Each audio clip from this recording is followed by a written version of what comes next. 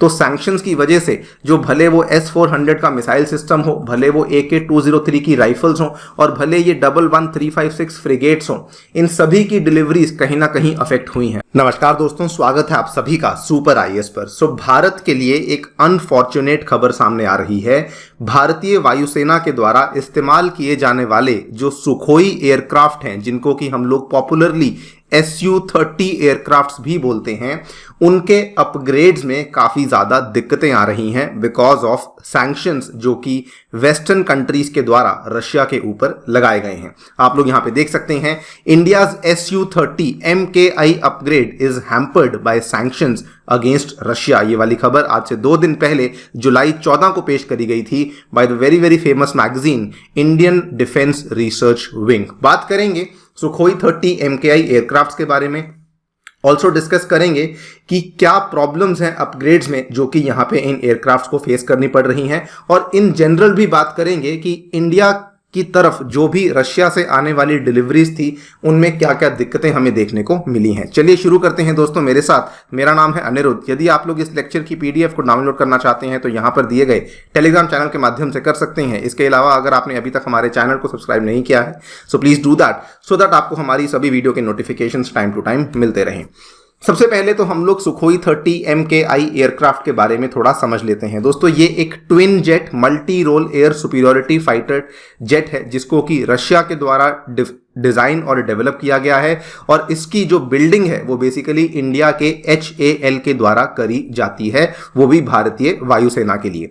ये जेट का जो मेन बेसिकली आपका फाउंडेशनल जेट है वो सुखोई Su-30 है, और इसका जो इंडियन वेरिएंट है उसको हम लोग यहाँ पे सुखोई 30 MKI के नाम से जानते हैं। द फाइटर जेट जो कि सुखोई 30 MKI है, it has been tailor made for Indian specifications and Indian requirements, और इसीलिए इसके अंदर कई सारे इंडियन सिस्टम्स और इंडियन एवियोनिक्स को इंटीग्रेट भी किया हुआ है सो दैट ये भारतीय वायुसेना की जो भी जरूरतें हैं उनको यहाँ पर पूरा कर सके।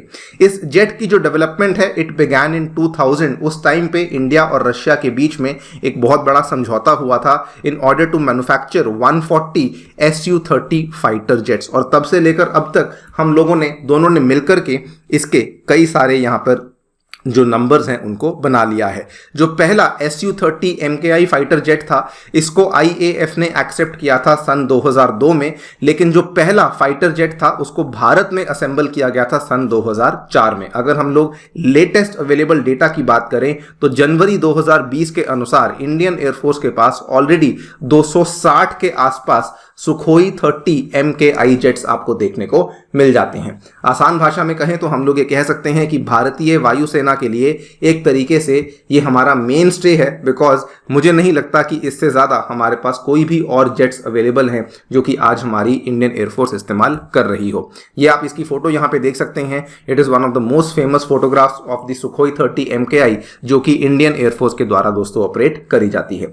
और हाँ, एक बार आपको फिर से बता दूं कि इसकी जो डिजाइनिंग थी वो केवल और केवल यहाँ पे रशिया के द्वारा करी जाती है, लेकिन इसका जो मैन्युफैक्चरिंग है, इसका जो उत्पादन है वो भारत में आकर के HAL के द्वारा ही करी जाती है। तो ये काफी गौरव की बात है कि इसका जो अल्टीमेट यहाँ पे मैन्युफैक्चरिंग है वो इंडिया में आकर ही होता है।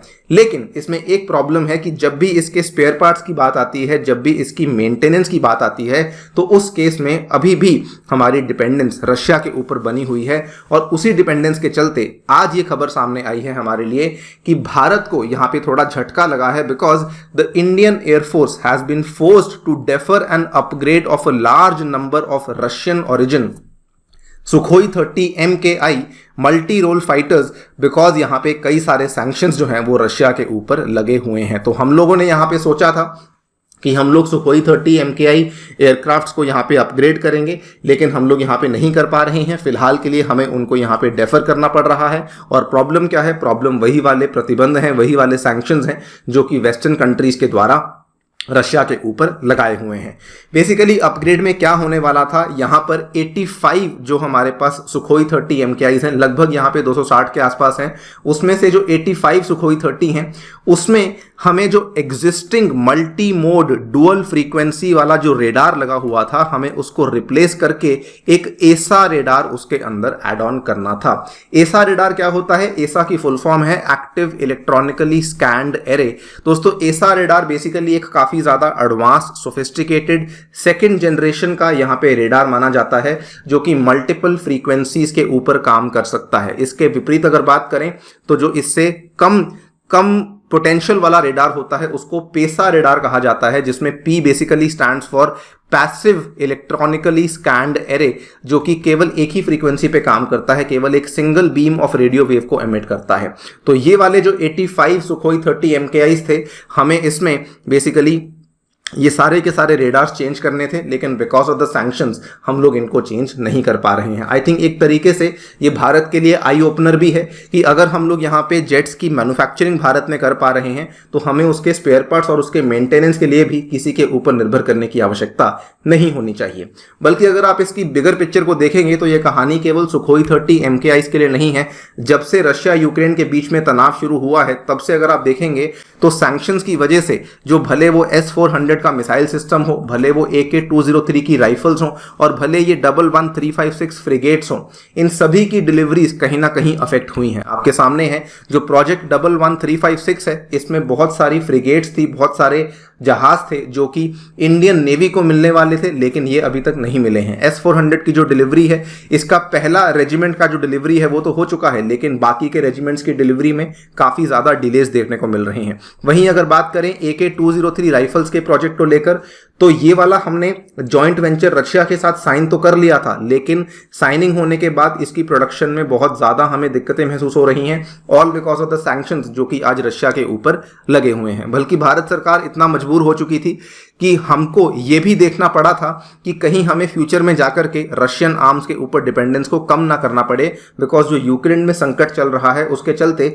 आज इंडिया काफी ज्यादा वल्नरेबल हो चुका है, सीइंग दैट हमारी डिपेंडेंस अपने आप में रशिया के ऊपर काफी ज्यादा है।